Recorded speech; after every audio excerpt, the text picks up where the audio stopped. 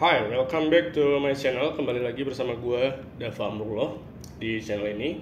Kali ini gue bakal nge-review salah satu film horor yang lagi happening sekarang, yaitu film Longlegs.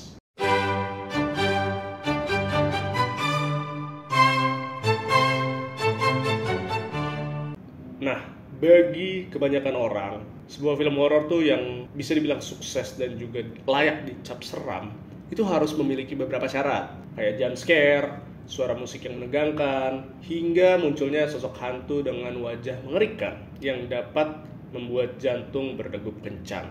Nah, standar tersebut udah ngelekat nih di benak masyarakat luas, sehingga apabila sebuah film horor nggak memenuhi salah satu persyaratan tersebut, sebagian besar orang bakal bilang filmnya tuh nggak serem.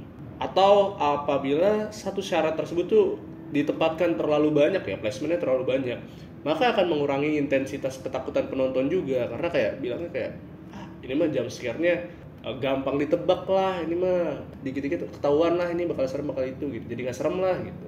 Selain beberapa syarat tersebut, unsur cerita dalam film horor juga penting banget buat ngebangun ketegangan sejak awal hingga berakhirnya film. Cerita yang baik bakal bikin penonton untuk menikmati ketegangan yang muncul satu persatu secara berurutan hingga klimaks. Namun, gimana kalau formula film horor kini kian berbeda?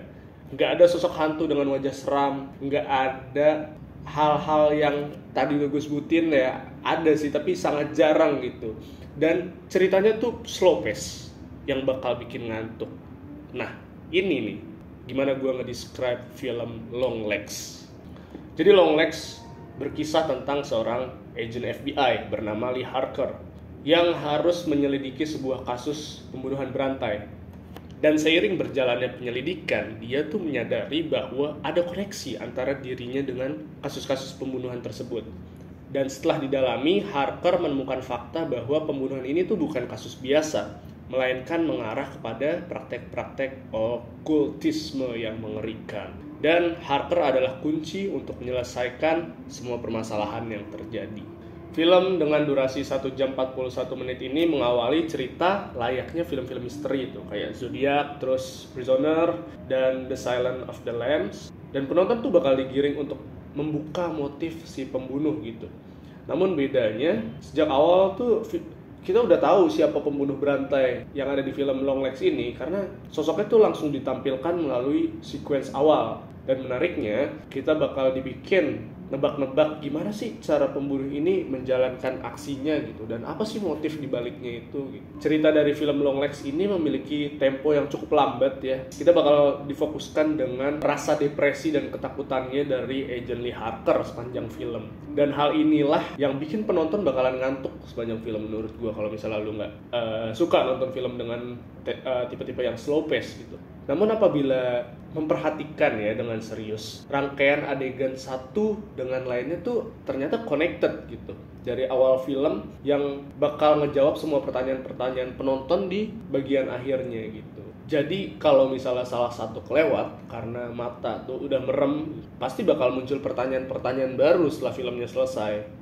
Ya walaupun filmnya slow pace, tapi menurut gue Longlegs tuh mampu menyuguhkan kengerian yang luar biasa nih melalui elemen suara dan visual yang bikin penontonnya nggak nyaman gitu. Jadi film atmosferik ini tuh penggambaran sosok Longlegs-nya ya, baik dari fisik maupun perilaku itu bikin ada rasa janggal yang bikin bulu kuduk kita merinding gitu. Di balik make up dan prostetiknya tuh Nicolas Cage berhasil bikin sosok mengerikan ini menghantui penonton gitu sejak kemunculannya di menit awal film. Kita bakal ngedapetin sensasi takut yang beda lah dari film-film horor umumnya setelah nonton film Longlegs. Terus beberapa adegan brutal juga ada sih di film Longlegs, walaupun intensitasnya nggak terlalu banyak dan nggak sadis banget kayak film-film slasher gitu. Ya dia lebih milih sukses melalui kemampuan bercerita ya, yang disampaikan melalui beberapa babak dengan alur maju mundur gitu, alih-alih nyajin grafis yang disturbing lah yang tadi kayak gue bilang gitu.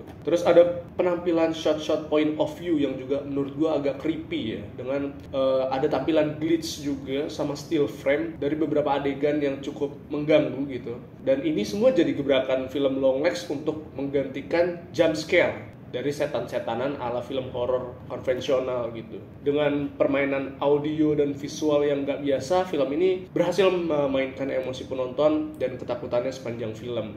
Menurut gua, film Longlegs ini merupakan film horor modern yang harus ditonton di bioskop sih. Khususnya kalian harus nonton di Dolby Atmos karena film ini sangat kuat ya dalam elemen suara, sehingga mungkin feel yang bakalan kalian rasakan bakal beda ketika menyaksikannya melalui streaming gitu. Kalau filmnya udah rilis ke platform digital. Dan banyak orang pastinya kontra sih untuk menilai film Longlegs masuk kategori menyeramkan kalau misalnya mereka consider syarat-syarat film horor yang tadi udah gue sampaikan di awal gitu. Ya namun balik lagi ke opini personal sih, film ini bisa gue bilang cukup serem dan mengganggu dengan ciri khasnya sendiri yang nggak bisa ditemuin di film horor manapun yang udah gue tonton gitu. Thank you so much udah menyaksikan review ini. Jangan lupa follow Instagram gue di @im.amru. Jangan lupa like video ini, subscribe channel YouTube gue juga. Sampai jumpa di review-review selanjutnya dan bye-bye.